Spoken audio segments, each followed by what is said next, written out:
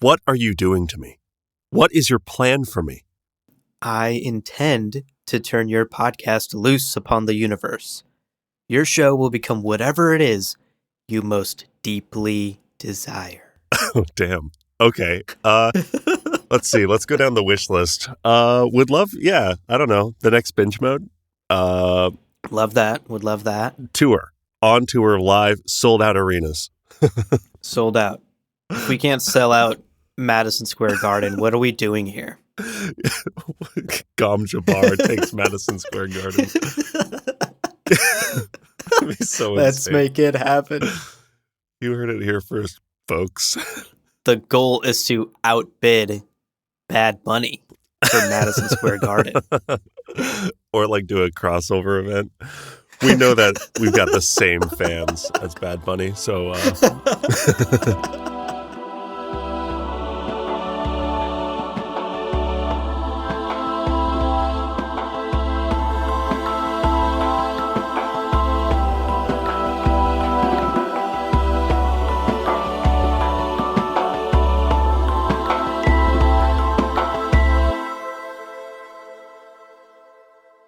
Welcome to Gom Jabbar, your guide to the iconic world of Dune.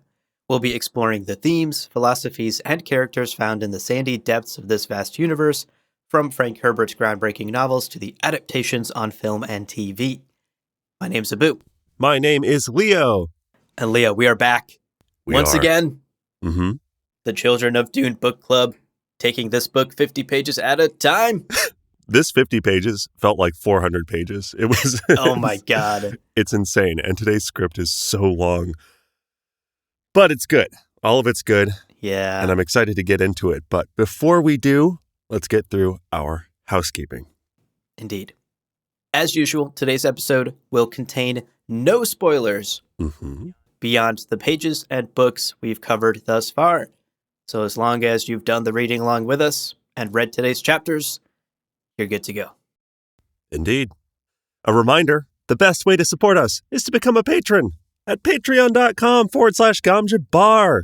If you're doing like sacrifices and whatever, fine, keep doing them. But also become a patron over at patreon.com/GomJabbar. Cool benefits, ad-free episodes. You'll be hearing this episode months in advance. Super cool. And we've got an exclusive Discord server where you can come hang out with us and talk about beef swelling. Can't wait for the memes. Oh, no. Naturally, we have to give a huge shout out, and we want to. Honestly, we want to as well, to our Kwisatz Haderach level patrons, Case Aiken, Matthew Good. Guys, I don't want to get too into it, but your generosity, adult beef swelling. That's my reaction. That's my reaction to your generosity. And you know what? Nothing more needs to be said there. Thank you both for your support. And if that makes you uncomfortable, I'm so sorry. This will mostly be a beef swelling joke podcast from today forward. We've been waiting years to get to this joke. Don't take this away from us. Do not. Another great way to support the show is to get yourself some Dune-themed merch from our store at gomjabarshop.com. We've got art, we've got apparel, we've got mugs, a tote bag, and so much more. So head on over to gomjabarshop.com and get yourself some swag. We have to do a beef swelling merch drop of just like art, apparel, mugs, tote bags, all with... Or, hear me out, Leo. Yeah. A beef swelling takeover. All of the merch on our store changes to beef swelling merch. The Kwisatz Haderach design, it becomes like, this is the moment that Leto felt beef swelling in the galaxy. Finally, we love to hear from you, and next episode's a mailbag, so especially now, email us, gomjabarpodcast@gmail.com. Send us your favorite beef swelling related quotes and thoughts and ideas, and we'll likely feature them on the next episode if you get them to us quickly enough. So let us know. Hit us up, gomjabarpodcast@gmail.com. We love to hear from you. That's right. All right, that takes care of housekeeping. Y'all know the drill for these book club episodes. We'll begin with a summary of today's chapters, all 400 pages of them. Then we'll dive into a couple of key takeaways and finally wrap up with just a few yummy spice morsels that are in the oven, warming up for us right now. Mm-hmm. So before we jump into all of that, as usual, let's take a short break. But don't go anywhere, folks. When we come back, we're diving into these pages. Welcome back, everyone. Chapter summaries. Let's talk about chapter 41. So today's first chapter begins once again with our guy, Leto 2, who is still in captivity at Siege Jakarutu, unfortunately. He's having a tough time. It's the whole reading today. It's just him there, tripping. Yeah. Just tripping through time. He is in his cell, observing his surroundings and watching all the people that walk by the entrance. And we learn through his thoughts here that he has been fed a steady diet of spice-laced food, which has left him, and this sounds horrific, it's left him in a semi-permanent spice trance. His attitude about this captivity has shifted somewhat, though. Mm-hmm. Quote, in this, he had at last come to cooperate with his captors. Somewhere he had to find wisdom, an inner balance, which would reflect upon the universe and return to him an image of calm strength. Only then might he seek his golden path and survive the skin which was not his own. End quote. Right. I get the impression from this little section that it's like he's begrudgingly accepted the validity of being sent back over and over again, right? Like he's going, fuck, I don't like it. Like it still pisses me off, but I am learning stuff and I am realizing that there is a revelation just outside of my grasp and I'm trying to get to that place. So in that way, he is kind of collaborating now with, if he weren't in this semi-permanent trance, he might be like, send me back in. Right. Send me back into the source code. I gotta save that girl. I gotta do it. I gotta see what happens next. Yeah, that's his voice. He's 9. So Leto awakens from the trance, or awakens as much as he's capable of doing these days, to find Gurney at the doorway to his cell.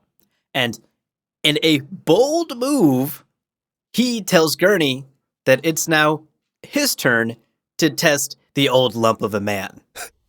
The tables have turned, Leto claims. Yep. Namri also arrives, and Leto basically begins his own game of riddles. Except, of course, now he is the one asking them. And Gurney and Namri are the ones trying to figure out the right answers. Or at least figure out what the fuck Leto's talking about.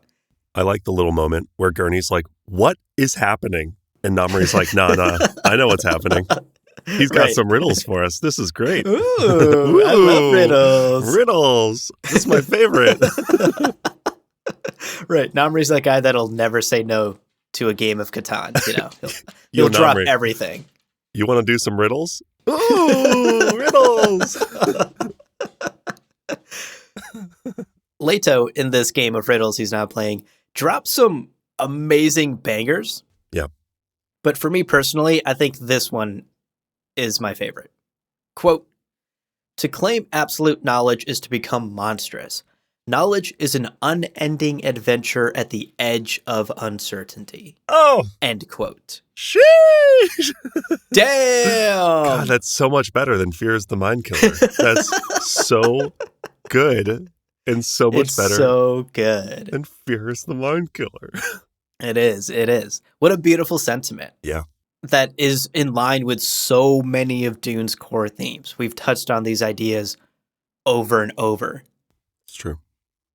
Leto then also taunts both Namri and Gurney, speaking in various riddles about ideas like faith and life and irreverence.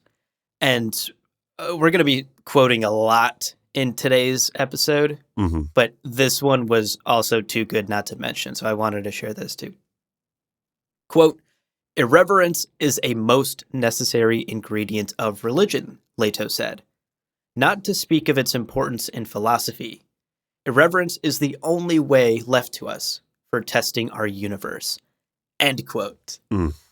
So amazing. Cool. I love it.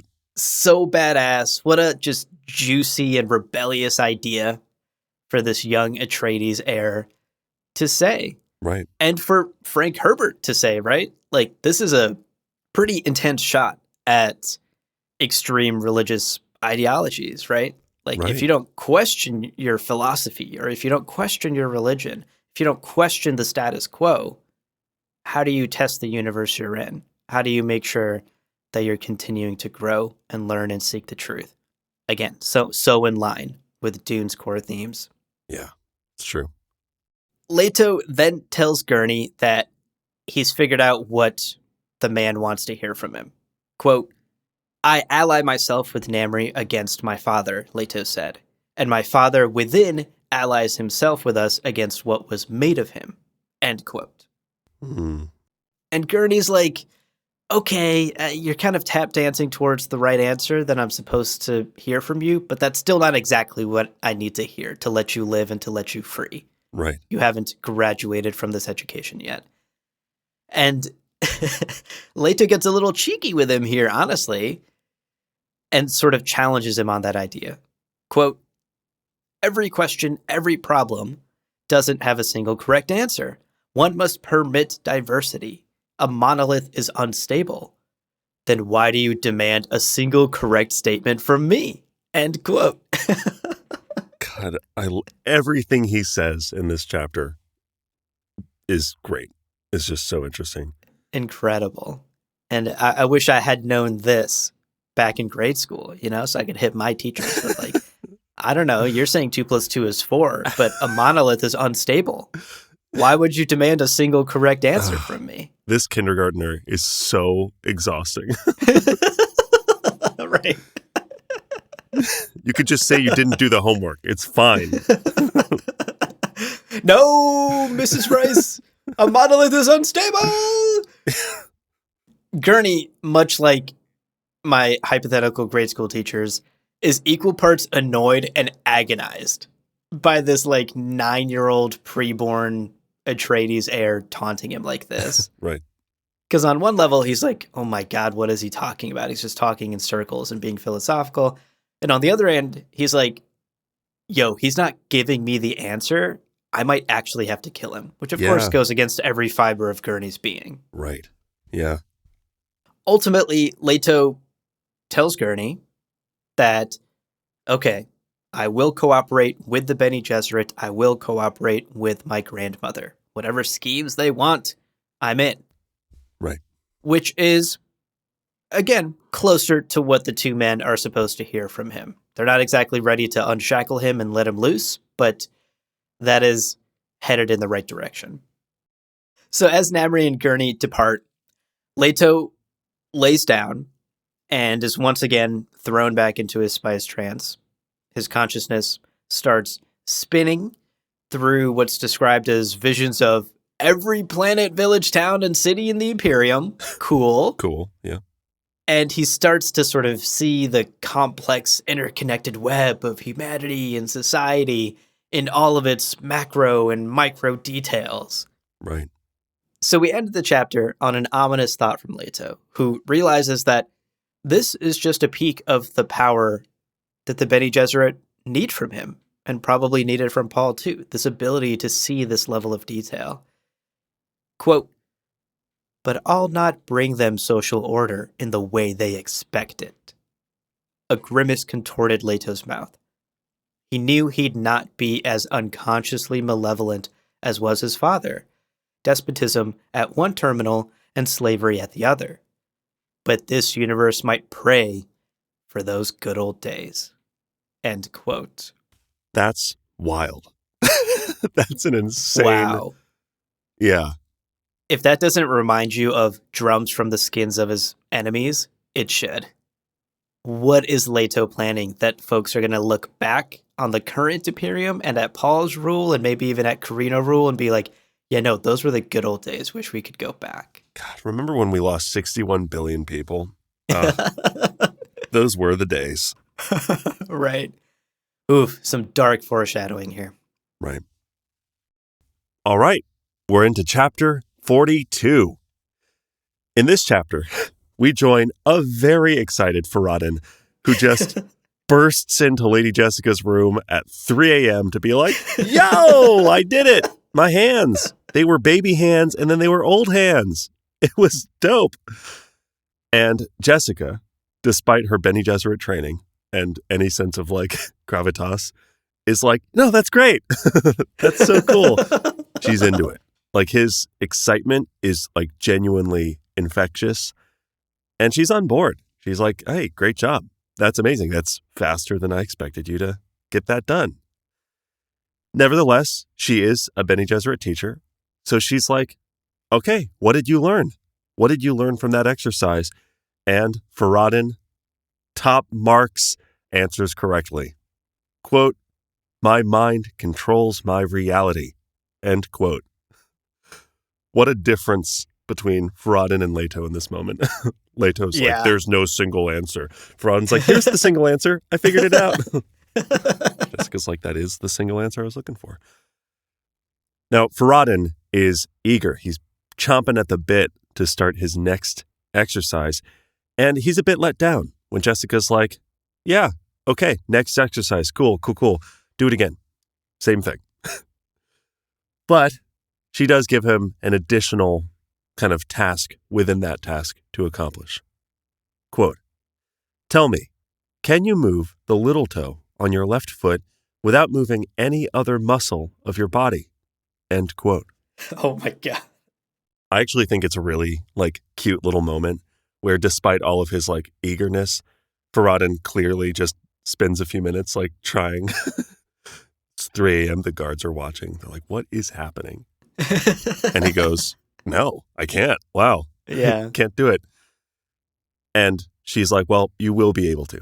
Like that's part of the bag of tricks. Right. And he shows some mature insight here by asking what Jessica is trying to achieve, right? Like, what is her plan with him?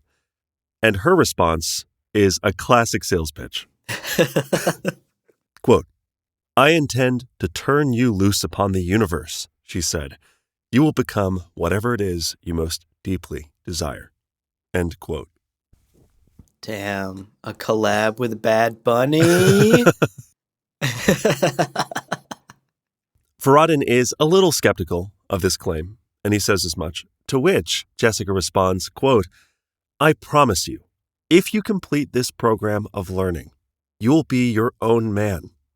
Whatever you do, it'll be because that's what you want to do. End quote. This, to me, I'm like, she understands him at the core of his being. Right. This is someone who was born, much like Irulan, much like so many of these characters, born into a system of machinations that they didn't have agency in. And for Jessica to say, listen, at the end of all of this, you're going to have the ability to choose. Very, very powerful pitch. Indeed. Faradin leaves the room, telling her, I believe you. I don't know why. You got that X factor. I trust what you say. In this moment, this is great. And the chapter ends as Jessica considers how sharp Faradin is. Not only in learning his lessons and kind of doing this, but he kind of signals to her in these final moments that he's in on her plan. He's in on her machinations, which we aren't even. Like, right. We don't know what Jessica's up to, but Faradin's like, I kind of know what you're up to, and I'm game. Count me in, coach. Yeah. Let's talk about chapter 43. This chapter returns to Leto 2, and this time he's out on the desert sands, still in a pretty deep spice trance. Sure. We spend most of this chapter inside Leto's head, spiraling once again through his rushing thoughts and these visions. Some of these passages have just so many layers of reference that we are going to be dedicating an entire takeaway to this later in the episode. So hang tight for that. Nevertheless, let's briefly summarize some of the big details from this chapter. First, we're told that Leto had mediated an internal battle between Memory Duke Leto I and Memory Baron Harkonnen within him.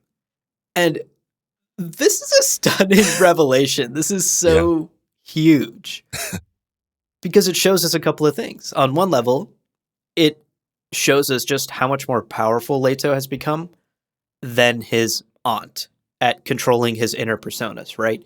He's in here like, okay, you talk next. Okay, Baron, your turn to talk. He's like the couples counselor for the inner voices. Yeah. On another level, though, it also shows us just how easy it would have been for him to succumb as well. Right. Because the proof is right there. Baron Harkonnen, Duke Leto, they exist within him. The Baron could have taken over Leto just as easily as he did Alia. And this creates another level of empathy for his aunts within Leto. He thinks, quote, the fight had taught him what had happened to Alia. Poor Alia, end quote. Yeah. Leto 2 is finally on our page of like most tragic character in this book. Yes, totally. He's like, holy shit, that was the worst couples counseling session I've ever been to. I can't believe Alia succumbed to that. It's understandable. Yeah. Leto also reveals among his many visions that he's seen a future with no worms. And so now he is seeking to basically create new moments rather than be locked into the quote-unquote old tracks like his father was. Right. And among these visions, he actually panics a little bit too. Like, he's not a superhuman who has overcome all of his abilities. He is still working through them. And there is a moment of panic where he is scared that he's losing his sense of self. Scared that what did happen to Alia might still happen to him despite all of the couple's counseling. Yeah. So continuing with our chapter, eventually Leto wakes up out of the spice trance and finds himself out in the desert with the young coffee-making woman that he had seen in previous visions, Sabia. Right.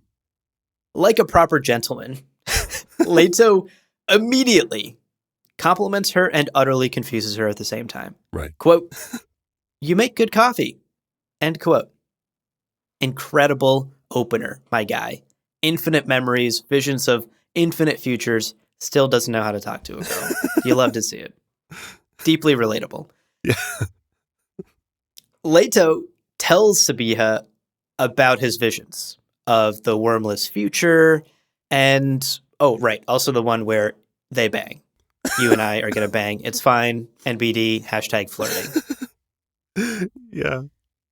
At first, understandably, Sabia rejects both of these things he's telling her. Right. Fearful, basically, of who Leto is and his abilities and his powers. She has a knife in her hand. She has been warned by Namri, by Gurney, who this child is and what he is. But it's clear that some of the words are making their way through. And much like my college dating life, Leto observes that, quote, his words both attracted and repelled her, Oh my God. end quote. This is a terrible blind date, by the way. They sent her here with a knife. They're like, listen, you might need this.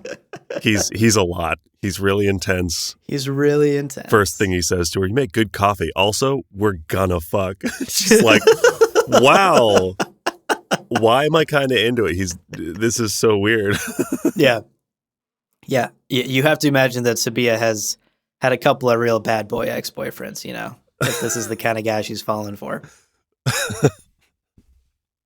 So chapter 43 ends as she helps a very weakened Leto walk back towards the siege. And she asks him how this future without worms can be prevented. Right. Notably, she doesn't ask him how to prevent the one where they bang. So Yeah. read into that as you will. Leto's response is ominous once again. Quote, have you ever killed a friend? He'll die anyway. I don't have to do it. but I could prevent it. If I don't prevent it, is that not killing him? End quote. Leto, what the fuck are you talking about? Man, some Oh my God. deep ethical considerations. Sabihio was hoping for like a step one. like, Right. like, okay, first I have to go to Arakeen or whatever. It's like, he's like, no, here's some deep ponderings. She's like, fuck, damn it. I was Yeah. hoping for something simple. A classic preborn response. But once again, we're ending a chapter with Leto on just the darkest of foreshadowing. Who is going to die? Who is this friend that Leto is going to, seems like, secondhand kill by not saving? Right. We'll just have to find out. Yeah, we will. Next up, chapter 44. We are with Ganima. Hey, it's been a minute. On the roof of the keep, looking out toward the shield wall, deep in thought. So we begin this chapter inside her mind as she's kind of pondering Alia's fate and whether abomination is inevitable for her as well. Internally, Lady Jessica, her other memory, Lady Jessica, gives her this incredible definition of abomination. Quote, "The way of it seems to be that the inner lives divide. They split into the benign and the malignant. The benign remain tractable, useful. The malignant appear to unite in one powerful psyche, trying to take over the living flesh and its consciousness." End quote. Terrifying. She's like, listen, you got good people and bad people. Good people, they don't do shit. Bad people team up. It's awful. Ganima's like, cool. Hate that. Worst news. Right. In a universe where 80% of people were born with quirks, you have heroes and villains. Gani, are you following me? Are you following? We're at season 1. Season 5, 6 is airing right now. Amazing. In addition to My Hero references, Lady Jessica also reveals that she abandoned Alia out of terror at what she'd created, and even hints that perhaps there could have even been a way to save her daughter, to save Alia, if she hadn't given up so soon, which makes it all the more tragic. She's sipping Mai Tais on Caledonian beaches, going, maybe I left too soon. Yeah. Damn it, Jessica. Anyway. Irulan interrupts Ganima's thoughts. Irulan. By angrily chiding her for risking her life by sneaking off alone. What are you doing? And the two have a back and forth where it becomes clear that their relationship is a little tense right now. It's a little spicy. Yeah. Effectively, we're getting this like rebellious teenager, tired mother dynamic of Ganima kind of being saucy and Irulan like, why can't you be like the other kids? Right. Ganima's like, I've told you so many fucking times. I'm so different. I'm not a child. There's also this incredibly sweet moment that genuinely caught me off guard for the tone of some of these chapters. Quote, "She spoke out of that shattering emotion, allowing it to tremble on her lips. Gani, I don't fear for myself. I'd throw myself into the worm's mouth for you. Yes, I'm what you call me, the childless wife of your father, but you're the child I never had." End quote. Oh, wow. Yeah, it's a beautiful bit of character writing from Irulan, because I know that from Messiah, where Irulan was part of the conspiracy that nearly killed Paul, to Children of Dune, a lot of people really question, does she really love the kids? Like, is she really Team Paul suddenly? Like, I don't buy that. Well, here you go. Like, this is the thing that I think a lot of people miss out on.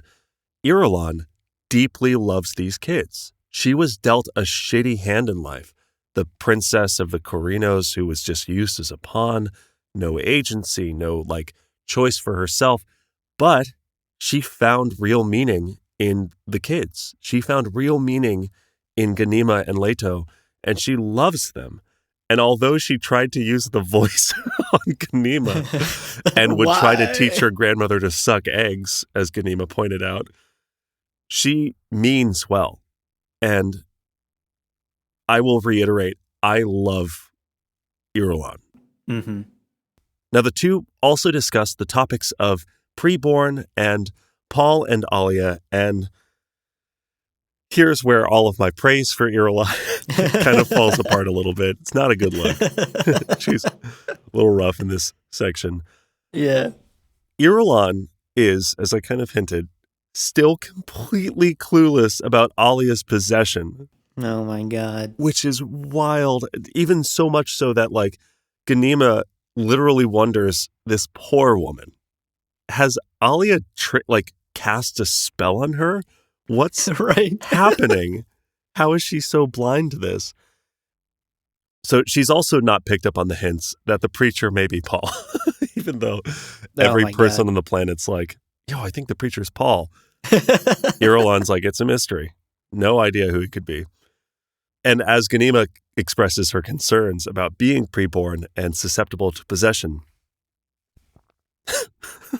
God, Irulan waves this away as, quote, foolish old superstition. Oh my God, Irulan. God. Oh, poor Irulan. She's so, she means well. She bless her heart, as they say in the Midwest. And the chapter ends as Ganima draws blood from her palm as she desperately explains the torture of being preborn. And Irulan, despite Ganima's clear resistance, takes the young girl in her arms to comfort her. We see that this is not totally lost on Ganima, and tragically, Ganima's final thoughts in this chapter are, quote, "Don't let me have to kill this woman. Don't let that happen." End quote. Wow. Yeah. And I think we can echo that sentiment. Really hope that doesn't come to pass. I like that Ganima is not immune to Irulan's love. Like, just whatever happens, whatever has happened, Ganima's like, I would love for this person to not get in my way, right? Yeah, definitely. I mean, we see that the relationship, despite being tense, despite being a rebellious teenager and tired mother, is still mother and child at the end of the day. The love is still there at the core of it. Right. All right. Let's get into chapter 45, where it's time to check in on Leto again. What's he up to? Oh, looks like he's still in a spice trance. Oh. I'm shocked. Shocked and appalled. A twist. He is once again back in his cell, and this time he's watching Sabia, who is seated just outside his doorway as she is preparing more of this heavily spice-laced food that they are feeding Leto. Right. Sabia then enters the cell, and she feeds him this porridge or whatever she was making for him, interrupting his musings about Bene Gesserit plots and the potential for them to force him to marry his sister and bring back the quote-unquote pharaonic imperialism of old. Mm-hmm. After he eats his meal, Leto recalls some very pleasant visions of him and Sabia. I almost get this like very awkward image of his like eyes rolling into the back of his head as she's like spoon feeding him porridge. But he starts whispering her name basically. And to be clear, I'll try and say this in the most family friendly way possible. These pleasant visions that he's having are basically wet dreams of him and Sabia getting it on in one of the potential futures where they become lovers. Right. And this is the moment where we get the iconic, very much memed beef swelling in his loins. The beef swelling of his loins. The Dune community loves and hates this word with a passion. The memes are endless, and I cannot wait for our audience to drop some of the hottest beef swelling memes ever in our Discord. Using the word hot there as like fresh and new, not causing beef swellings of their own. Right, don't misinterpret that, patrons. We're being mature about this. Yeah. Anyway, moving on from beefs that swell. Namri tells Sabia to actually go back and stay with Leto after she has fed him, while he goes and figures out next steps with Gurney. They got to have a quick one-on-one. Right. This was maybe the exact wrong thing for Namri to tell Sabia to do, because it backfires spectacularly. Yeah. Leto hypnotizes Sabia to sleep and then escapes his cell. It's so funny how fucking shocked everyone is by this happening. Namri and Gurney find Sabia in this empty cell, and they realize, Leto hypnotized her. Oh, fuck. He has escaped out into the desert. That dude is so weak from all of the forced spice trance we've been imposing upon him. Right. That he's not going to make it out there. There's nothing for miles. Like, Siege Jakarutu is very, very deep in the desert. He's not going to survive out there. And, like, sure, he has a still suit, but Namri jumps in and is like, oh, actually, I maybe disabled the still suit. Ooh, you know, like, I cut some of the pumps. Yeah. You know, like, Gurney is panicking more and more as this conversation goes. And Namri's just like, oh, yoinks. Well, hey, at least let's check the weather. Let's see what the weather forecast says. It's probably a clear, nice. Oh, fuck. Yeah. Oh, fuck. Oh, no. A great grandmother of a storm is on the way, too. Oh, my God. It's so good. The conditions are terrible. And again, it's almost a comical moment where Gurney is like panicking and, you know, pulling his hair out at the thought of Leto dying out in the desert. And Namri is just like, oh man, how do I tell him the other bad news? Should I say it? And that's where we end the chapter. Gurney is just hella stressed, and so are we. And the question is now lingering in the air. Where has Leto gone? And how the hell is he going to survive out in the desert? How is he going to face down this storm? And that carries us to chapter 46.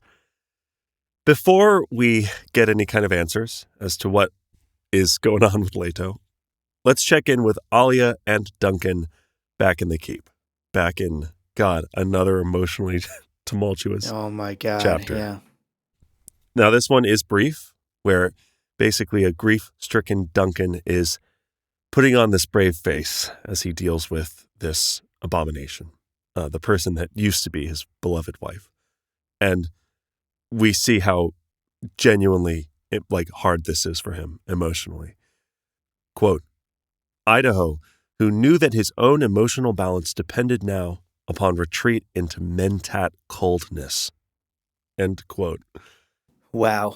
He's like, I've got to escape into logic, because if I don't, it'll consume me, right? Right. Meanwhile, Alia decides she can no longer trust him and that she's got to get rid of him through her favorite method of getting rid of people, an accidental murder that no one will be suspicious of. Very subtle, very barren. Yeah. So she, in this very badly acted, you know what just occurred to me, Duncan? You've got to go to Siege Tabur. I'm sorry, my love. I wish you were here with me. And Duncan the whole time's going, God, she is bad at acting. This is a stupid lie. Yeah. Basically, she wants him to go to Siege Tabur, where negotiations are being held, neutral ground, as he points out. And although Duncan, forces himself to kind of put on this act, right? I think he kisses her hand, right? He takes her hand and kisses it. Yeah. He can't bring himself to look her in the face because, quote, God, this is so rough. Quote, someone else stared back at him from her eyes. End quote. Oh my God. Horrifying. This is the shit of horror movies, and the fact that it happened to the person he loved more than anything in the universe is just unbearable. So he's on his way to the ornithopter, where Alia's like, my BFF, my bestie Zia, is going to fly you there. And Duncan's like, okay. And Alia's like, oh, because we need the ornithopter back. She'll drop you off. She'll come back. We need the ornithopter. We're going to do a grocery run later. We need it. He's like, on the way to the ornithopter, doesn't even have to do like full mentat calculations. He's just like, oh, she plans on me dying on this ornithopter ride. Like, she plans on her trusted person being the cause of this accident, 100%. So he just, in an incredible flex, becoming of Duncan motherfucking Idaho, Indeed, tells the guards, hey, I'm going to take the ornithopter. I'll have someone else bring it back. Gets in, flies off. The guards are like, are we allowed to stop him? That guy fucks. That guy's so hot and capable. I heard he's a Zinsuni. What did we do? He just took the sedan. We were going to go to get groceries later. Incredible moment, and immediately undercut by racking sobs by Duncan, alone in the ornithopter, flying to Siege Tabur, weeping. And my God, despite everything, this little passage nearly made me cry. It was wild to see how much he's suffering in these moments. And that's kind of the note the chapter ends on, as he's on his way down to Siege Tabur. Yeah. And folks, if you feel like you've ever had a bad breakup, well, just reread these chapters and take heart in the fact that this fictional breakup is worse than anything probably any of us can imagine. Right. I can guarantee no one's wife out there has been possessed by the mortal enemy of their house. Her paternal grandfather, who is like now a caricature of evil. And yeah. Right. All right, let's wrap up today's enormous summary. One more chapter to go. Chapter 47. In this chapter, we join Leto once again, now that he has escaped from Siege Jakaru 2. And he basically figures out what his game plan should be and decides to hop on a worm and ride south. In fact, ride into this oncoming storm. Right. And that's basically like physically what happens in the chapter. But what's way more interesting is why Leto's doing any of this, his inner thoughts as he is executing this escape from Jakaru 2. Right. Why would he ride into the storm? Why escape into the desert when he knows he has no supplies and very little strength? Like, seemingly on the outside, this is just a death wish. Like, no reasonable person could think they can actually pull this off. He's doing it because it's fucking cool. He's like, you know what would be fucking sick? Do it for the gram. Do it. He's doing it he's Instagram living the whole time. Thousands of followers watching him. The answer to these questions, in addition to do it for the gram, is because he's also doing it for the golden path. He is chasing the golden path, we learn, by not chasing the golden path. And this is so cool. Quote, "The thing had the deceptive appearance of simplicity to Leto, avoiding the vision, do that which has not been seen. He knew the trap in his thought, how the casual threads of a locked future twisted themselves together until they held you fast. But he had a new grip on those threads. Nowhere had he seen himself running from Jakaru 2. End quote. So cool. Amazing. This is so fascinating. He is doing things that he has not seen in his visions. Right. He is approaching the future in almost the inverse way that his father did. And by doing so, he's avoiding the mistakes that Paul made in Dune, and then especially in Dune Messiah. Right. As that quote explains, instead of trying to desperately grab the single thread of the future that's the best possible outcome, which is basically all Paul did in Dune Messiah, Leto is trying to cut off threads that aren't that future. Paul himself toyed with this idea a little bit in the first book. Yeah. Because he also did a thing that was not in his visions by calling himself Paul Muad'Dib instead of just Muad'Dib. Right.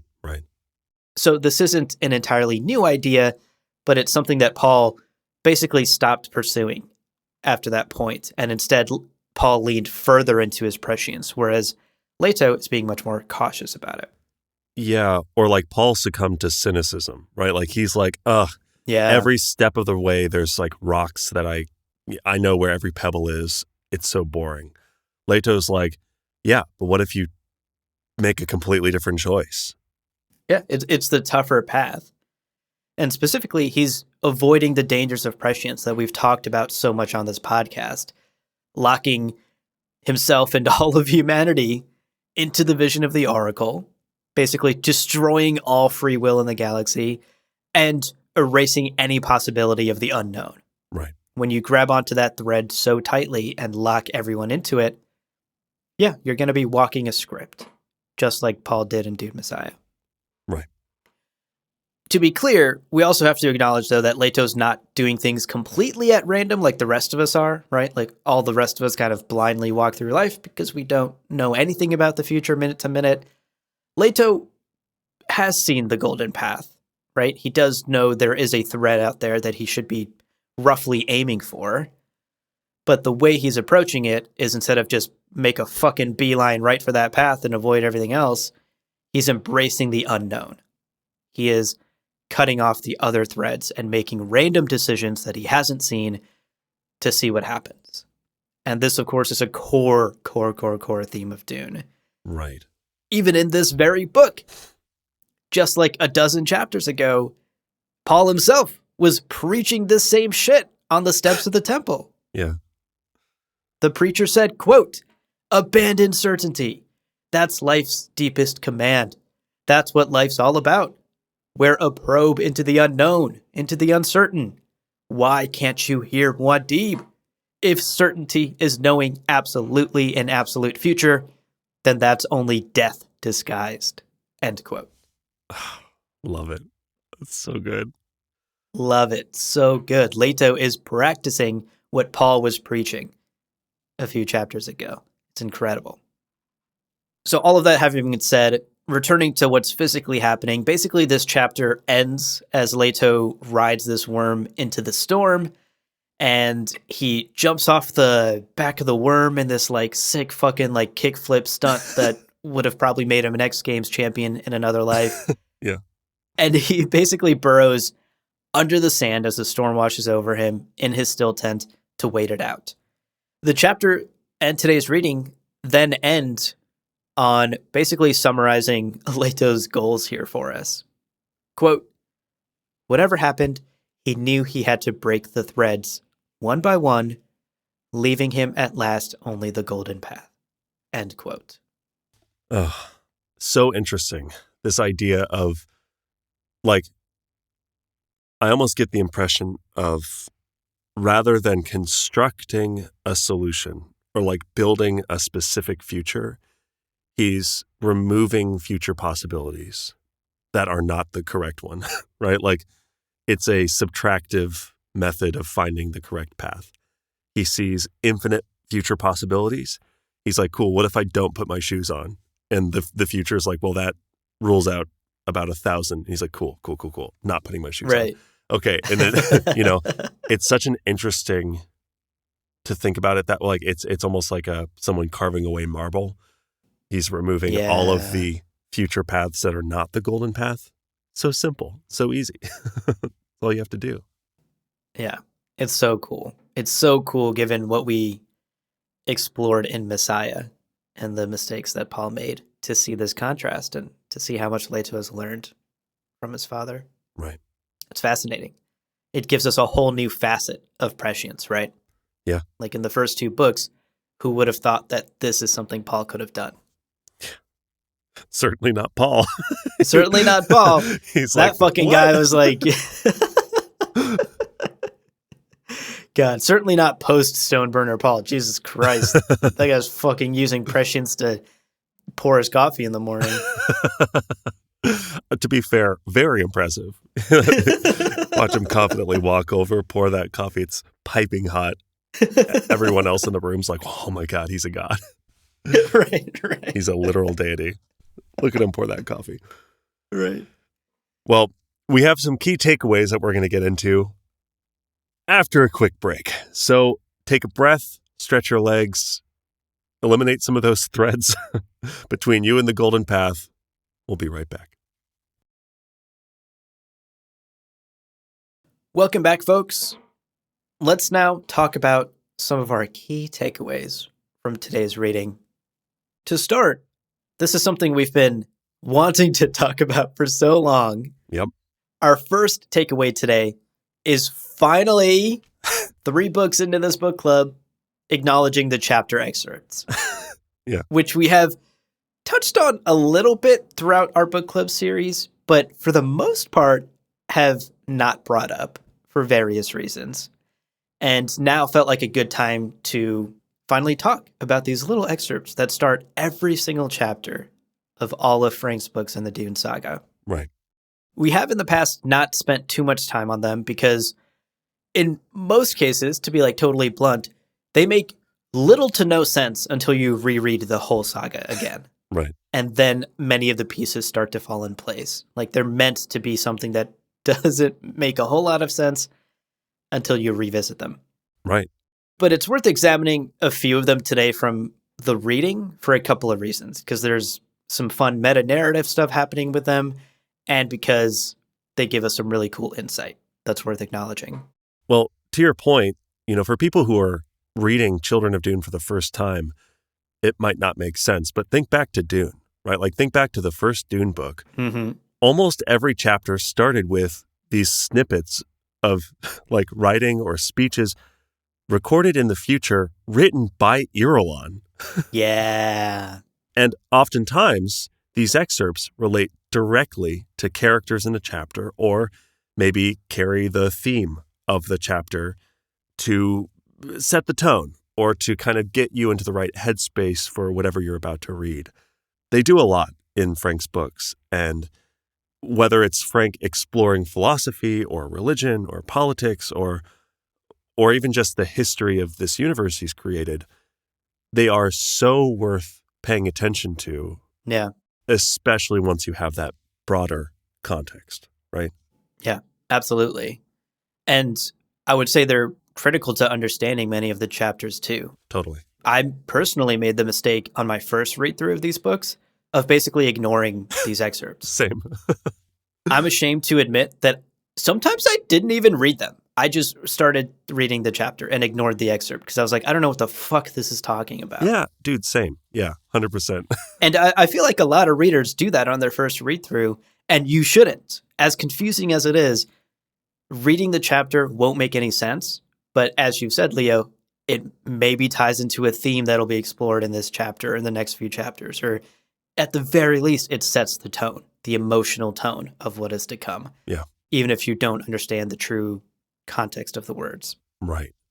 There's also another fun meta level of what these excerpts achieve too, because these little bits of in-universe writings from the future of this universe is in a way Frank Herbert giving us, the reader, a taste of prescience, right? Yeah. We're getting these little blinks and flashes into a future that we may not know yet, and we may not even understand until we read the next 3 or 4 books and finally make that connection. Right.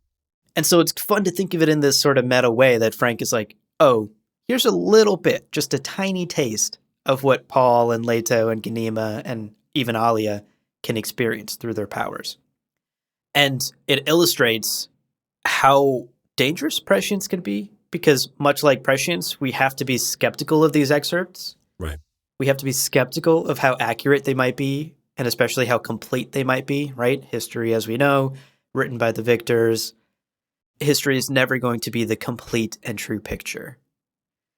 And so we can read an excerpt and be like, okay, maybe Paul did make drums from the skins of his enemies, or that's hyperbole because Paul is God in this universe and people got to hype that guy up.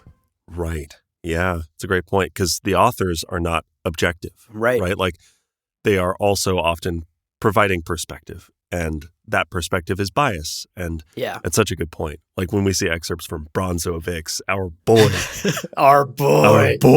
we know it's going to be like spicy and of a certain perspective. It's great. Yeah, exactly. Well, let's take a look at some of these chapter excerpts, because I think to illustrate these points, it'd be productive to kind of explore some of them. Yeah. And to start off, let's look at the one at the beginning of chapter 41 as this sort of great example of a historical document that gives greater context for the current story taking place. It tells us that in the book of Krios, whatever the hell that is, it is stated that, quote, many forces sought control of the Atreides twins, and when the death of Leto was announced, this movement of plot and counterplot was amplified. Note the relative motivations. The sisterhood feared Alia, an adult abomination, but still wanted those genetic characteristics carried by the Atreides. The church hierarchy of Al-Kaf and Hajj saw only the power implicit in control of Muad'Dib's heir. Chom wanted a doorway to the wealth of Dune. Farad'n and his Sardaukar sought a return to glory for House Corrino. The Spacing Guild feared the equation Arrakis equals melange. Without the spice, they could not navigate. Jessica wished to repair what her disobedience to the Bene Gesserit had created.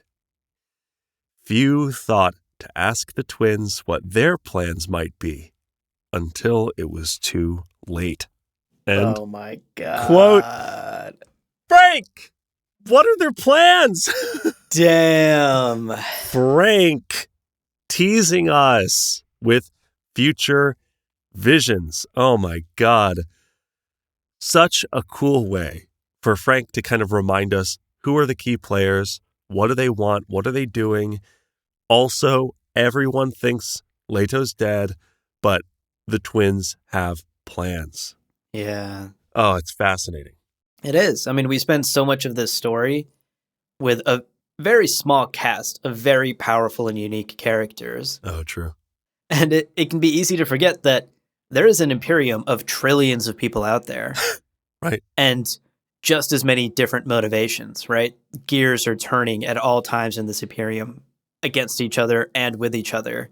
And these forces are constantly at play in the backdrop.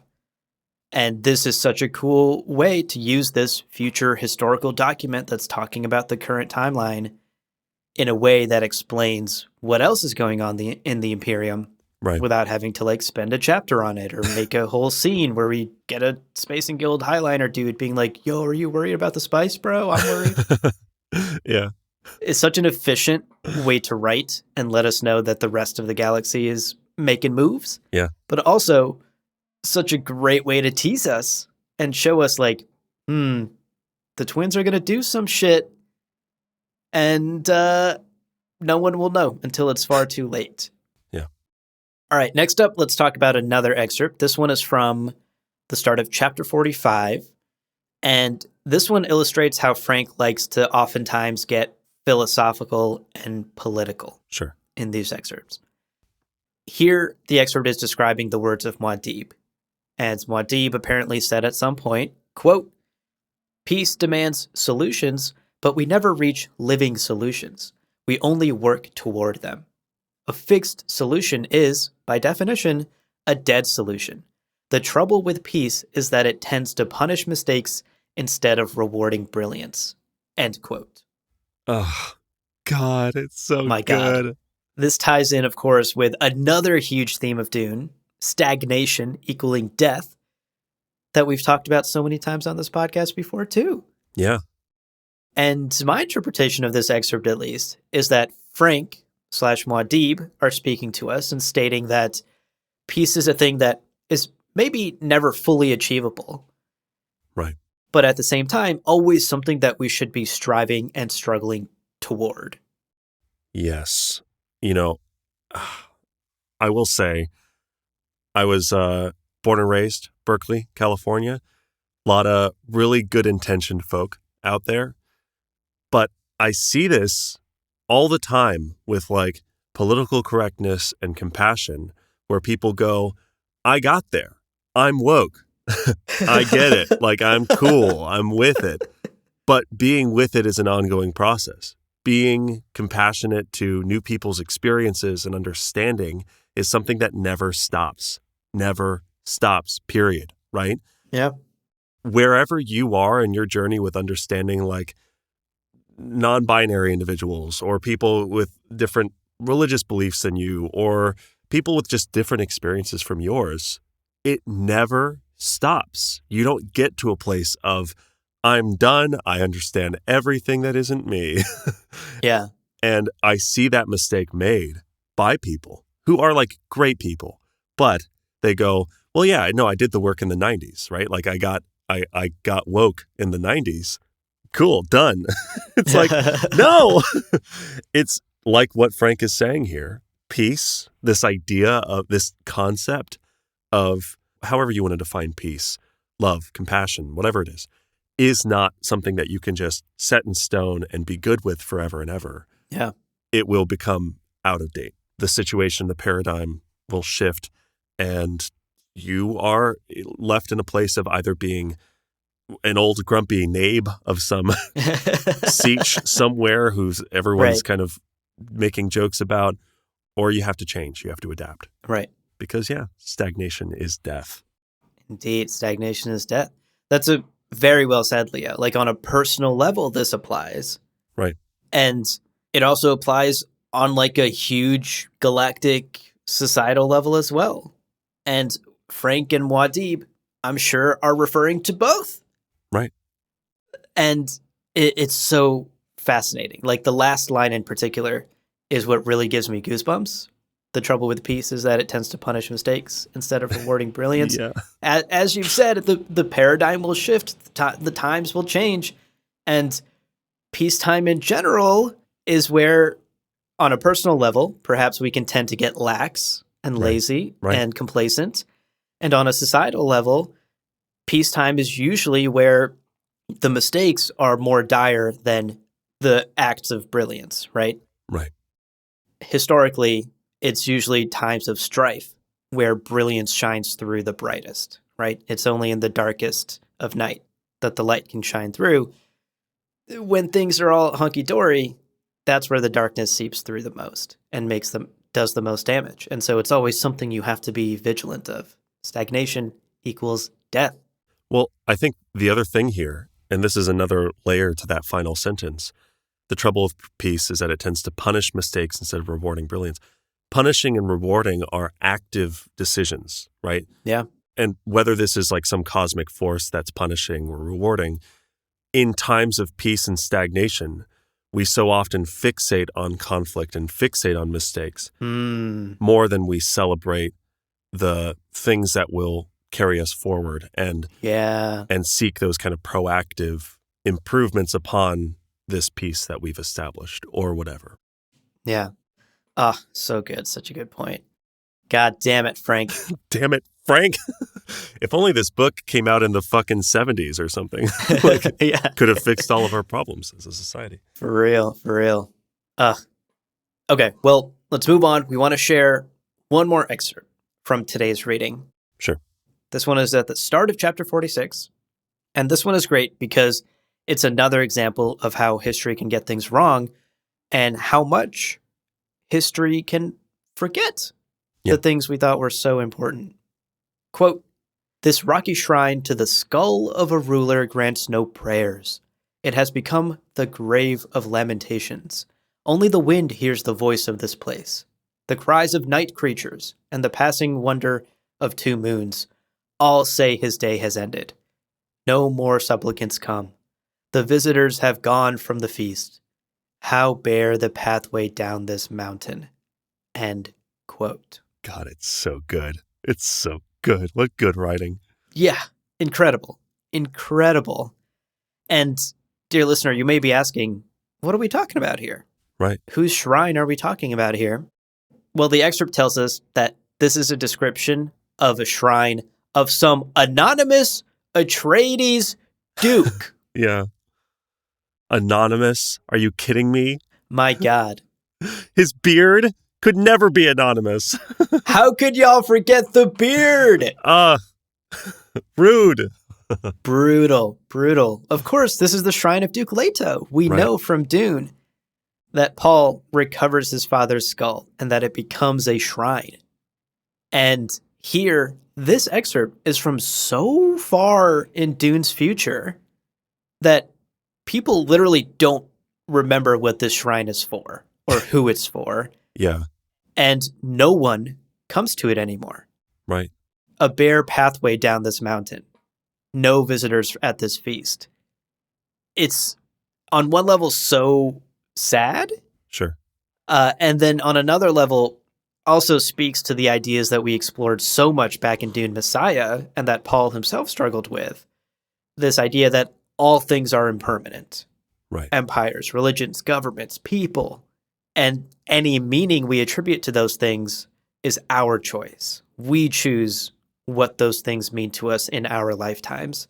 And that's about as much power as we have. Right. Maybe a couple of lifetimes later, but eventually a time will come where none of our names, none of our actions will be remembered. Yeah. And it's such an amazing way to illustrate this point, to have this excerpt calling back to clearly a Duke that the reader, you and I, know and love and are envious of his beard. Yeah. And here, clearly, there are people in the future. Some historian wrote this down and was like, yeah, I went to some like skull and no idea what it is. Yeah. It's such a good point. Yeah. It's interesting. I mean, the lessons here. Nothing lasts forever. Change is constant. Embrace uncertainty. Dune, baby. Dune, baby.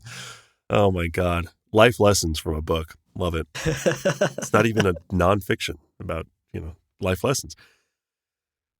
Well, our second takeaway today, some of Leto's inner processes as he's time tripping in chapter 43. We spend multiple chapters stuck within Leto's head during one of these like mind-bending space trances, and they're all dense. Yeah. Every single one of those chapters, I find myself wanting to take some time to just like pick some stuff apart. So today we're doing it. We're treating ourselves. We are laying out the buffet before we get to our spice morsel dessert. We're going to talk about some of these remarkable moments from the chapter. And regarding this collection of kind of observations and also the previous takeaway of kind of chapter excerpts and the beginnings of the chapters, this is not going to be comprehensive. Yeah. Right? Like there is no way to get to the bottom of the well for these books. I feel like our listeners will write in and be like, I've been reading this book every couple of years for the last 20 years, and I'm still discovering new things about it. Like incredible stuff. So all of that to say, if either there is a like beginning of a chapter excerpt that really spoke to you, that you found to be really impactful or profound, let us know. Also, if one of these dense Leto time journey chapters strikes you as particularly poignant, as one of these little moments strikes you as poignant, let us know. gamjabarpodcast@gmail.com. The next episode, as we said at the beginning, is a mailbag episode, and we would love to feature your thoughts. Anyway, so not comprehensive, but let's talk about some of these moments from chapter 43. Indeed. So, first up, the chapter begins with, quote, "The touch of sand is important," Leto told himself. End quote. Right. And immediately, there's so much to pick apart. We're off to the races immediately. Yeah. Immediately, 0 to 60 in one sentence. Yeah. Of course, we learned later in the chapter that Sabia or Namri may sit on a rug out here in the desert. Right. But Leto has been intentionally positioned on the open sand whenever he's outside. Yeah. Multiple times, we're reminded of his direct connection to the sand. And that's not by accident. Right. This is a visceral connection with Arrakis and with the desert, which is so much of what it means to be Fremen. Yeah. And Leto, being Fremen, has this connection to both Arrakis, to the desert, and physically here as he sits on the sand of his planet. And this could also be foreshadowing for later in the chapter when he buries himself in said sand to escape the storm at the end of today's reading. Right. And although sand comes with unforgiving heat, right, we know from Leto's visions, the growing greenery of Arrakis is implied to be equivalent to death. Right. It is certainly the death of the worms, as Leto has seen. The barren sands, then, could symbolize life. Right. So perhaps here is once again another Atreides in his connection to Arrakis, in his connection to the sand of his planet, reversing those old patterns that Namri talked about with the sun and moon. Right. Life is death, death is life. The greenery of Arrakis turns out to bring about death, and the deadly sands of the desert are, in fact, how life continues. It's true. I mean, and literally rides the worm into the sandstorm. Yeah. You're exactly right. Multiple times we see here, Leto is recognizing these old patterns, the wisdom of the Fremen in this new environment, and saying, you know what, maybe that solution of day is life and night is death, maybe that solution, that peace that we established can't be settled upon as a permanent solution. And in some situations, we have to reverse that. And Arrakis demands a reversal. Yeah. Now, next up, I wanted to toot our horns, our own horns. Toot, toot. Toot, toot, for just a moment. Leto 2 makes a comparison that we made last episode. And I'm proud to say I'd forgotten that he says this. In parallel with his father's journey, we talked about how many parallels there are, like father, like son, right? Mm-hmm, mm-hmm. These forced spice trances are akin to the test of the Gom Jabbar, right? Jessica pointed out in their conversation when she was interviewing Leto way back at the beginning of the book, she's like, I can't use the needle on you because you have the memory of being Paul going through that test. Like it doesn't work. But he still has Bene Gesserit power. He still has Kwisatz Haderach power. How do you prove he's worthy of wielding it? How do you prove he has the self-control, the human, capital H human self-control necessary to wield such incredible Bene Gesserit power? Well, from today's reading, quote, a welling bitterness toward the Lady Jessica filled him. Her damned Gom Jabbar. Fight it and win or die in the attempt. She couldn't put a poisoned needle against his neck, but she could send him into the valley of peril which had claimed her own daughter. End quote. Wow. It's so cool. It's so cool to see this concept come back in different forms and to see the Bene Gesserit sisterhood say, fuck, we have to administer a Gom Jabbar test to a preborn? How? How do we do that? Right.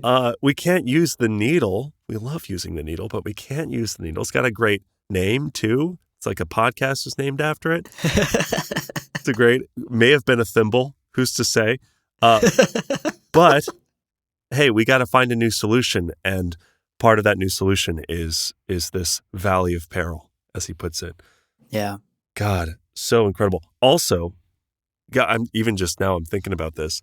Jessica also went through effectively a test of the Gom Jabbar herself when she let Geisel and Moheim almost fucking kill her son Paul. Yeah. Right? Yeah, no kidding. She had to stand outside of the door knowing that her son might die. Here we have her grandson carrying the name of her love and the hope of the Bene Gesserit and her household that she has become a part of and is deeply loyal to, and she's putting him in death's path again. Yeah. Here we see her for the Bene Gesserit sisterhoods going, hey, Jessica, do it again. Yep. Do it again. Put this person you love in the path of death. These echoes, the past always coming back, these patterns that emerge time and time again. But anyway, getting up onto a soapbox for a second. All right. Point is, yes, we said this is like the Gom Jabbar test. Leto here confirming, this is like the Gom Jabbar test. Thank you, Leto. High five. We can move on. Yeah. He's a big fan. And I I think in the next chapter, he actually says someone should podcast about this. So He goes, as I heard on my favorite podcast, Gam Jabbar, leave them 5 stars on Apple Podcasts or Spotify. Yeah. Look, the guy's got infinite memories, right? He remembers us. Yeah, totally. All right, moving on to our next quote. We are given in this reading maybe the clearest answer yet as to the ecological future of Arrakis. Right. Because in Leto's visions, quote, there lay the green, burgeoning future, upflung, flowing into endless green, green swelling, green, green, moving outward endlessly. In all of that green, there was not one great worm. Riches of wild growth, but nowhere shy hallude. End quote. So cool. I love it. Wow. That is Arrakis' future right there. Yeah. It will become the green that Pardo Kynes and Liet Kynes instilled within the Fremen, the dream that they sold the Fremen on. That will come to pass, and it will ultimately end the worms, which, of course, Leto and we know means no more spice. And that spells the death of the entire Imperium. Yeah. Because that means no space travel. That means all of the planets are disconnected once again, and the Imperium is thrown once more into a dark ages where no space travel is possible. Not even to mention the fact that spice addiction is a lethal thing. Right. If you are fully off of spice, you can die from being spice addicted, which is like the top 1% of the Imperium are all fucking addicted to spice. Yes. They've got contact lenses to hide this shit from each other. They will die if it's completely gone. So you're right. Dark ages. Yeah.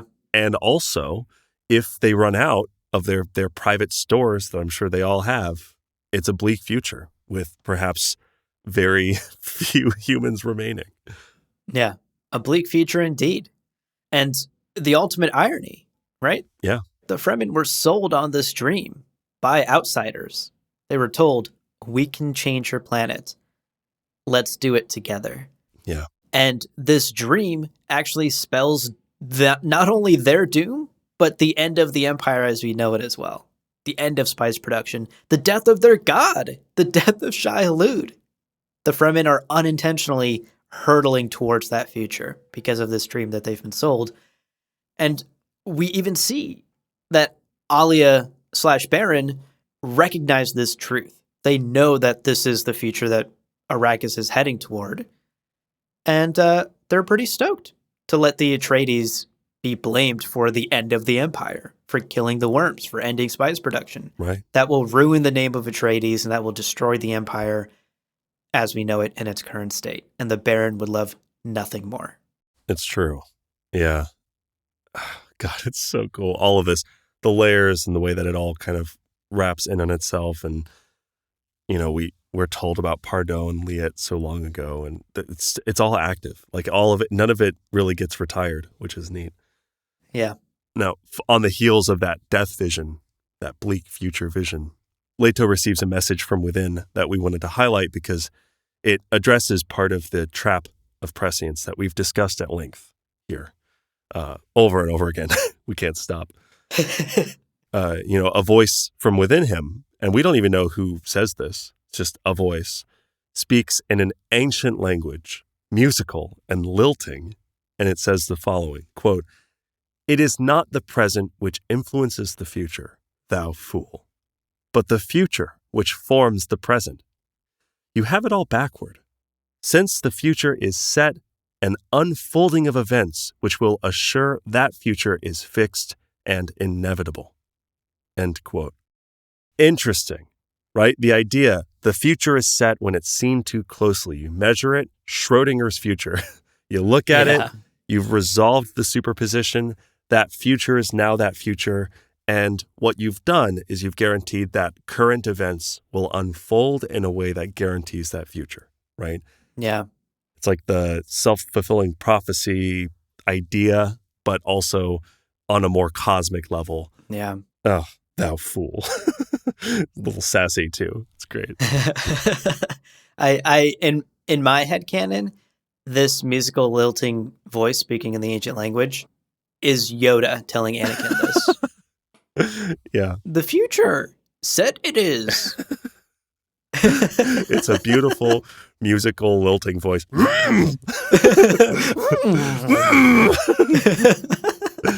It was like music to his ears. Yes. Wow. That's my headcanon, but please feel free to adopt that, dear listener. I also like, it's like a musical lilting voice, and it's like, idiot. Hey, stupid. You got it all backwards, dummy. It's like, what a beautiful lilting voice in an ancient language. So funny. All right, let's return to a moment we touched on in our summary a little bit. This moment where Leto actually panics. He feels like he's losing his self-identity. He worries about falling to abomination. And then he has to calm himself, center himself, and find himself again. What's so fascinating is on the heels of the previous chapter where Farad'n is stoked that he did the whole age bending of his hand. Mm-hmm. This next quote about Leto is so poignant. Quote, he tried to concentrate upon a mental picture of himself, was confronted by overlapping frames, each a different age. Infant into doddering ancient. He recalled his father's early training. Let the hands grow young, then old. But his whole body was immersed now in this lost reality, and the entire image progression melted into other faces, the features of those who had given him their memories. End quote. His Wow. father's early training? Uh-huh. What? Sounds like a pretty familiar lesson. Very cool that we get this insight into Paul's training. Yeah. And that we get confirmation that, oh, Jessica's not bullshitting Farad'n. She is actually teaching him the same lessons that she taught Paul. Yeah. That's a pretty big revelation, because there is a world where you assume she's just playing a game with Farad'n and giving him some bullshit, small time, like, yeah, do this like stupid little Bene Gesserit exercise and stay distracted while I do some conspiring over here. Right. This, through Leto's visions, confirms for us that, nah, it's the real deal. Farad'n's getting the full Bene Gesserit lesson plan. Also, we're told often that, like, Paul was taught as a Bene Gesserit, right? Like, we're told that she put him through that training, or put him through whatever training the Bene Gesserit go through, which is like what precipitates the Gom Jabbar test in the first place. But we're never fucking told what that training is. You know, like, we know that he can kind of do the weird in combat. He's practicing the voice.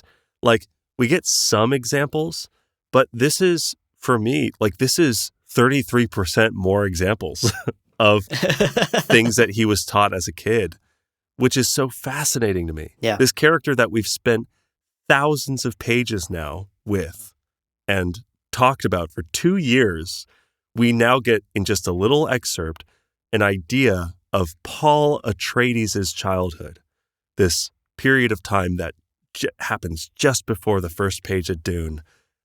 I love it. So cool. And this quote actually has another layer as well. Yeah. Because to your point earlier about the hand in the box test not being enough for someone like Leto, in this moment as well, unlike Paul and Farad'n, Leto is accosted with visions of infants and ancients with different faces and personas. Yeah.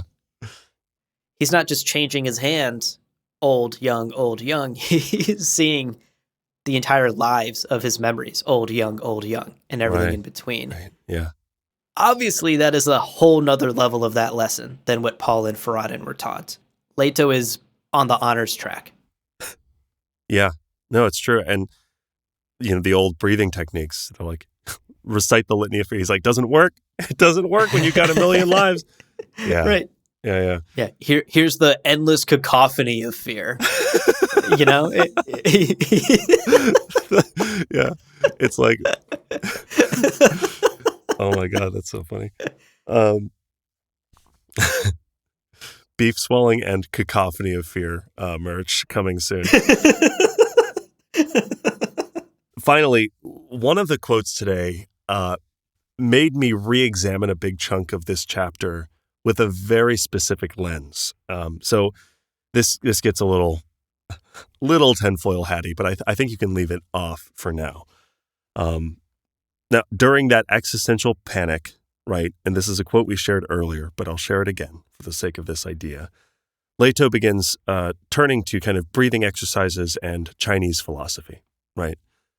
Quote, Leto felt pieces of his awareness drifting apart, yet he retained a sense of himself somewhere between being and non-being. Hope quickening, he felt his body breathing in, out. He took in a deep breath, yin. He let it out, yang, end quote. Now, yin and yang, this is something I think a lot of people are aware of on a very surface level, right? This concept that I think a lot of people have a very surface familiarity with is a profound piece of like Chinese philosophy, exploring opposites and how opposing forces exist, but are part of complete whole things. One of the classic examples is you can't have a mountain with a side that's cast in sunlight without a mountain that has a side that's cast in shadow, right? Right. The light and the shadow, they are part of the whole thing. And if you attempt to gain yin, you will always gain yang. It is just how the universe works.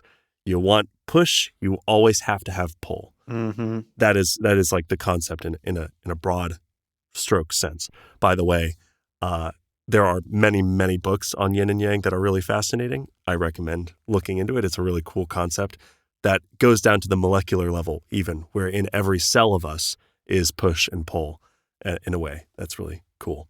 Mm-hmm. Anyway, Leto here is trying to find that balance between being and non-being, right? Being Leto 2, the individual, the child, the 9-year-old, and being millions of people, right? This is and isn't that is hard to consider complete until you think about yin and yang, right? And looking at this chapter through that lens, a number of other examples jumped out at us in these like dualities and how we see Leto grappling with them. Like early on, Leto is described as being stuck between, quote, suspended between sky and sand, end quote, right? These elemental opposites. Yeah. Sky, emptiness, air, it's up, non-material, up, down, up, yeah, and sand, right? The planet, the soil, this tactile, heavy, real, something that he's caught between, but together they create Arrakis, right? Together, this planet that he prays to in times of peril. Even as you pointed out earlier, right? The green future as this life essence that we think about, green plants, life, all of that. This abundance of life, the quote, green, moving outward endlessly, end quote, sounds great. Yeah. You go to the gardening supply store, that's the goal. You want green, moving outward endlessly. That's the goal. Right. That's why you buy fertilizer. Right. And yet, that is the death of the worm and, quote, a deadly future, as Leto puts it, right? This life and death united within the concept of yin and yang, that he's realizing he's going to have to like find this balance. Yeah. And as much as I would love to keep talking about this forever, I'll end on this. Leo, your Buddhist upbringing is showing again. Damn it! Sorry, I'll tuck it back in. Tuck my beef swelling away. Oh no! Oh God! We'll end on this moment, mixing the reverence and irreverence. Right? We have to. Right. We'll end on this little excerpt.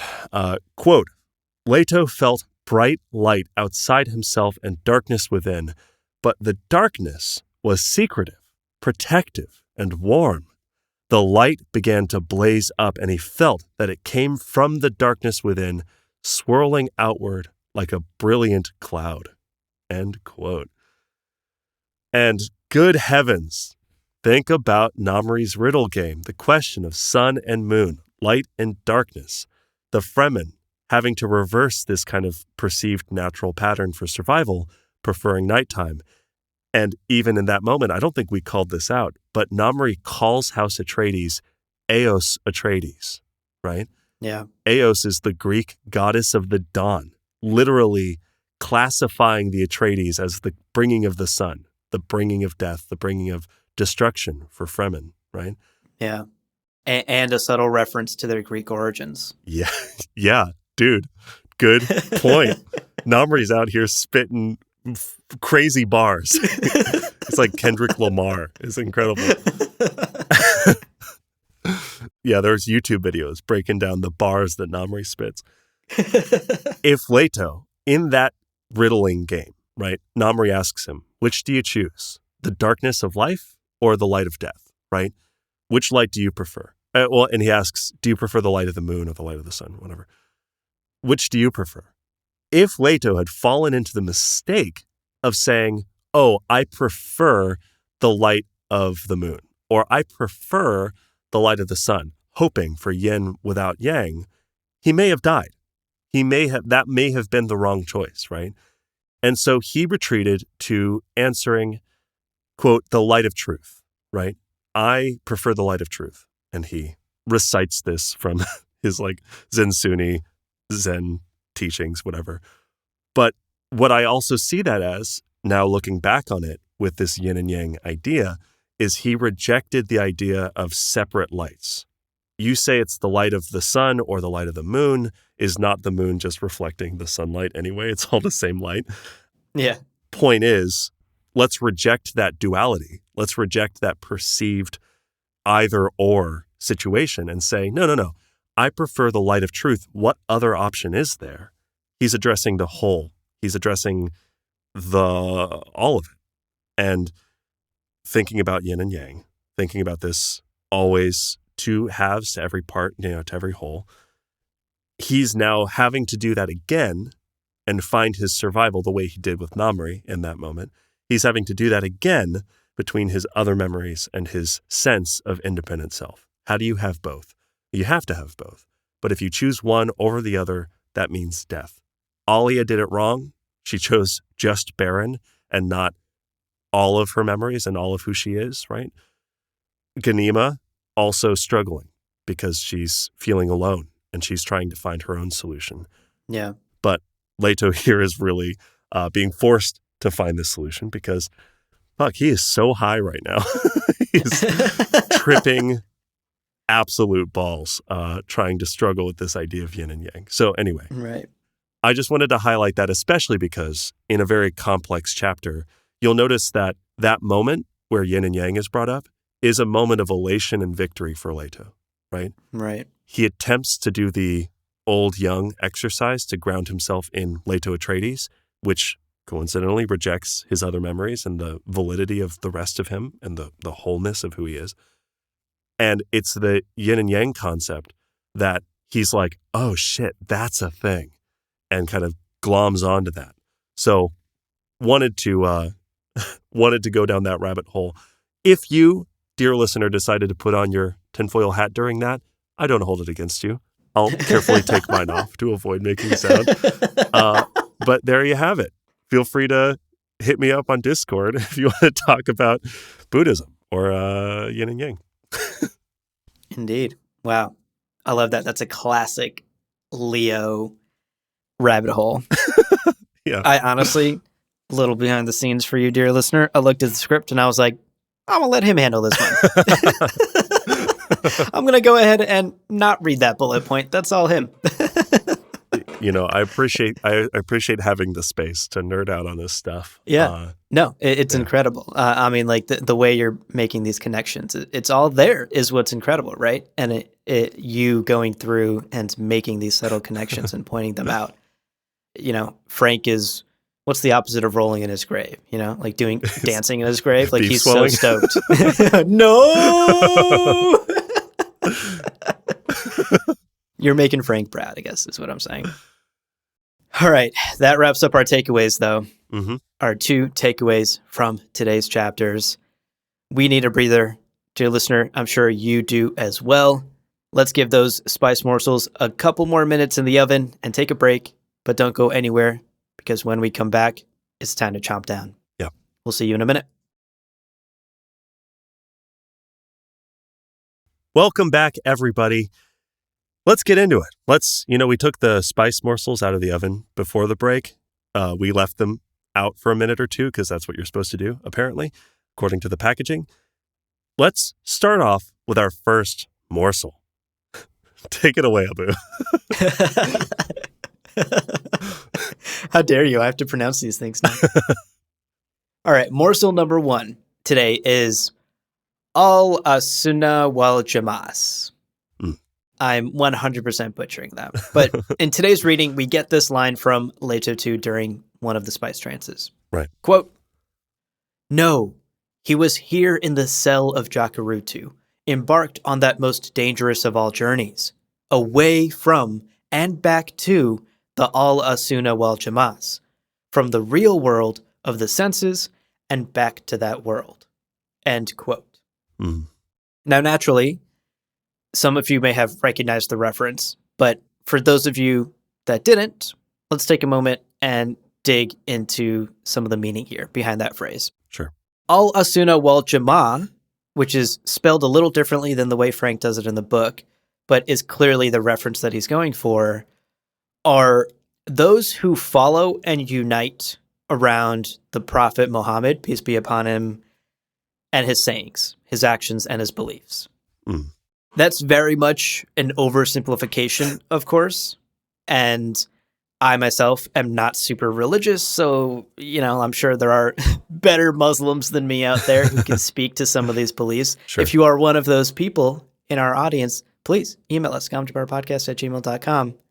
Let us know more about this. Yeah. But based off of some basic research, the basic understanding here is that the Sunnah is the, quote, way of the Prophet Muhammad, end quote, and it provides additional rules and guidance to the Quran. So, of course, for Muslims, the Quran is the final word. It's the word of God. That's the thing you're supposed to follow. Right. The Sunnah are like the Silmarillion, I guess. Not even the Silmarillion. That's a bad example.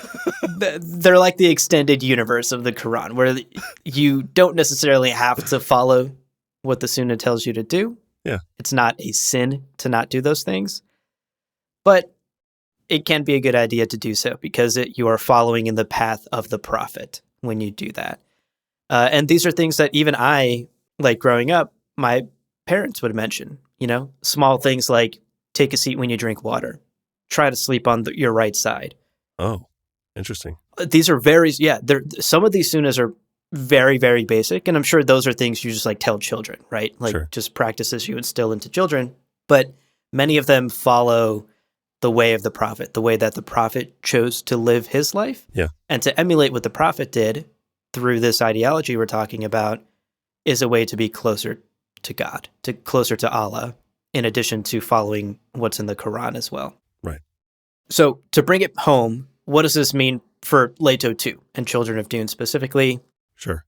Well, Leto says that this dangerous journey takes him, quote, away from and back to these beliefs, away from and back to the prescribed behaviors of the Prophet. Right. As we now understand of the Sunnahs. This may be simply shorthand for Leto in Fremen terms of recognizing his mental and spiritual departure from the best and safest way to do things, right? We talked about how he's approaching the golden path. He's not taking the easiest way. Right. But he's also not taking the expected way. Right. And so this could be some sort of reference to his Fremen upbringing and also his current path where he is doing things that are unexpected and not prescribed. That is one way of looking at it. Of course, our tinfoil hats are on, and Sure. There may be other interpretations of this as well. So we'd love to hear what you all thought of this phrase as well, and if there were other meanings you took from it. But the basic gist is that the Sunnahs are practices that the Prophet did in his lifetime and that are encouraged by many Muslims as a way to be closer to God, Right. in addition to following the Quran.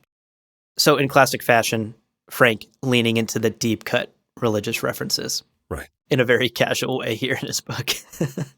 Really seems like he did his research. I mean, to make Yeah, these sorts of for real. references in throwaway moments, it's like, wow. Also, now that you've said that about the Sunas, I'm imagining Leto too, like sleeping on his left and like gulping water. He's like, listen, it's not the Suna, but this is what it takes to cut those threads, right? Right. Got to do the unexpected. Thank you for sharing that. I had no idea. That's awesome. Mm-hmm. Well, for our second morsel, we've got the Maquis of the Inner Desert, which is a term that's used once, but I thought it was really interesting. Basically, in today's reading, as Duncan meets with Alia after returning to Arrakis, we get this new term thrown at us, and here's the quote. Quote, "And he thought, the Maquis of the Inner Desert will keep on probing her defenses. Doesn't she know that?" End quote.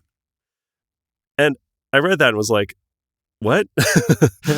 Right, what? I don't know that.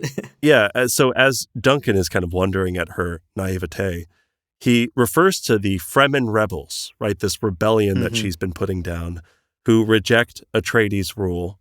But he uses this term, the Maquis, and it's one that I had not heard and wasn't familiar with. And in looking into what the kind of etymology of the word and looking into what this reference that Frank is making is, it actually is fairly illustrative regarding what these Fremen rebels are doing and maybe how their rebellion currently looks in this era of like Alia having to deal with them, right? Mm-hmm. So the term Maquis refers predominantly, if you're using the term, you are probably referring to rural guerrilla fighters of the French resistance from World War II. So this is in opposition to the Nazi occupation of France. French resistance fighters were initially just this kind of ragtag group of men who were basically fleeing conscription. They didn't want to be brought into helping the Nazi party. But eventually, by the time it was like 1944, I saw the number hundreds of thousands of people and like this organized resistance, right? Mm-hmm. Now, interestingly, the term Maquis, spelled Maquis, comes from the scrub growth in southeastern France. So it's a kind of shrub, I guess, in which these fighters often hid. So it's referring to the bushes that they were hiding in during these hit-and-run guerrilla warfare tactics. So thinking about the Fremen, now, first of all, we've kind of joked, but even Paul kind of makes a comparison between himself and sort of like a space Hitler. The idea of locals rebelling against the dictator in charge is already it's an apt comparison. But I wanted to point out a few notable qualities of the Maquis that may sound familiar with these Fremen rebels in mind, okay? Mm-hmm. So, the Maquis. Now, they didn't wear distinct uniforms. Individuals or small groups would sometimes take action that many of the others would not have approved of. And finally, women in the Maquis often played an important role because they were seen as less suspected by Nazi officers. And they were relied upon, referred to actually by one source as the lifeblood of the resistance. Yeah. And I'll admit we are very much cherry-picking some of the details about this historical group. I don't mean to make this like an exhaustive, comprehensive exploration of this French resistance fighting group, but it is fascinating to see maybe what Frank was thinking about when Duncan makes this offhanded reference to the Fremen rebels during this crafting of this amazing story. Yeah. All right. That does it for another book club episode, Leo. We've done it. We've done it. Somehow. The end of this book is in sight. We only have the final third left to go. Yeah, it's true. And to mark this auspicious occasion, our next episode is going to be a mailbag episode. We've teased that throughout this episode, but officially, hey, send us your emails, gamjabarpodcast@gmail.com, or you can use the hashtag mailbag questions channel in Discord. We have a mailbag questions channel in our Discord. You can post your questions there. Let us know. Next episode's just going to be addressing your questions and some of the insights that you've shared with us. Or, hey, open invitation. Again, we like the silly questions as much as we like the serious ones. We love to dive deep in theory crafting, but also, hey, you want to know what the trick we would do on a skateboard is if we could? Well, I'll never tell you, even if you ask. But yes, no, we welcome all questions, serious, silly, outrageous, whatever it is. That's right. And of course, if you're hearing this on the public feed months down the line, we will have already gotten and answered questions from our patrons. But that doesn't mean you shouldn't still send your thoughts to gomjabarpodcast@gmail.com, because we always do mailbags on the public feed and answer public questions as well. It's true. So don't hesitate to send your email.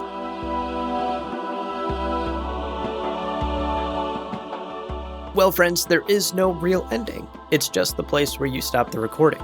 But this podcast is always one step beyond logic, so help spread the word of Muad'Dib and leave us a review on Apple Podcasts and Spotify. And be sure to check out the other shows on the Lore Party Podcast Network on loreparty.com.